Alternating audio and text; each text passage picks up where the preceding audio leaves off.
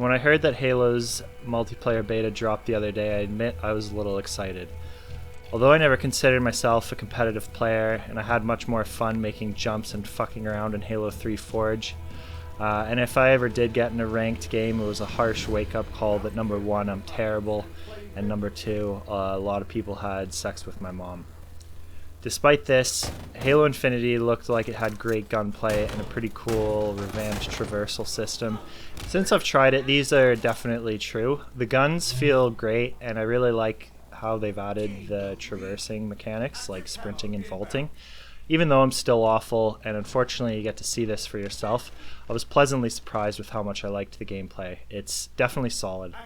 I first started capturing video with the impression of writing sort of a first look video, but then I read that this wasn't actually a beta and it was a full release, so that can only mean that it's free. And if a portion of a game is free, it can only mean one thing: battle passes. For a brief moment, I thought we were entering a new era of gaming, where AAA industries were beginning to realize that consumers didn't want to pay for DLC to get full versions of games, or that loot crates were just another form of gambling catered towards children. But then I forgot the plague that is battle passes, and they aren't even that new at this point. Fortnite, Paladins, Apex, Valorant. I don't necessarily think these are horrible offenders. They offer the game for free, so they have to make money somehow, and it is a business model that works for them, and it is successful. But the truly egregious offenders are paid games with paid battle passes, like Call of Duty, For Honor, for some reason has one, now Halo. I get that the multiplayer portion is free and I'm not obligated to pay, but I think it's absurd that if you genuinely like the game and are paying $70 anyway, why should you have to grind for these extra cosmetics and also have to pay for them? I can understand some of the benefits of Halo's decision. Free-to-play gives more players access to the game, and probably more than if they launched as a one full product. It allows them to get an extra revenue silo separate from the game's main launch, and it also is a revenue boost whenever each season pass is released. For the consumer, it's obvious that cosmetics mean a lot to us, and I generally like them as well. In Halo's instance, it's definitely fun to have your own unique Spartan, and it sounds kind of dumb, but in a way it is a form of expression, and overall players have responded well to cosmetics. And paid cosmetics. Although I'm not too familiar with Fortnite's Battle Pass model and their season passes, I know that they at least contain an overarching narrative that's filled with mysteries, along with some pretty significant changes to the map and gameplay.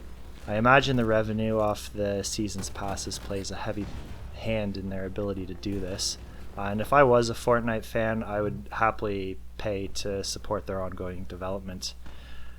My critique is that even though it's been a successful model in some instances, I don't necessarily think players completely enjoy them. I think battle passes can work fine in battle royales where players are genuinely interested in what's going to happen in the next season, and player retention isn't directly placed on the grind for cosmetics. But if the grind for cosmetics is the only benefit the player receives, like in Halo, I think it's a pretty poor choice. I don't think players really want to have to grind for hours for an ODST helmet, which you could get in any of the other Halo games for free, or pay to be on fire. I imagine the campaign, which you have to pay for, will offer up its own unique items in multiplayer, which is okay, but I don't really think it's enough. I'm not going to directly critique Halo Infinity's implementation of the Battle Pass. I think there's plenty of other critiques on that. But I will say that the UI is a bit annoying and is pretty fucking absurd. You have to pay $12 for a skin. From a business perspective, I think 343's decision to do this was a risk because they're putting a lot of effort into a market that is already completely oversaturated. There's a big Halo community, which they'll retain as long as the gameplay is tight, and I don't know how many of them will bother to pay for a battle pass. And the free-to-play market, who knows if they'll even care about Halo Infinity when they're already likely invested in some other battle pass system. It was definitely smart for them to release multiplayer early, hoping that us, the dumb consumers, wouldn't realize that we're now going to pay $90 for a full Halo experience. And they're probably right to some degree, but ultimately I hope it's a failure. I think consumers need to realize that the Battle Pass system in its current form isn't necessary, and it's 100% just a way for businesses to make more money. If the game's a success, I think it's only a matter of time before this business model dies out, because it sucks for us. Hats off to games like Deep Rock Galactic, who have created a completely free Battle Pass system. I think it's awesome.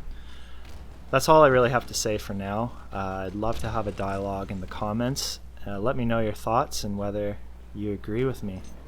Thanks a lot.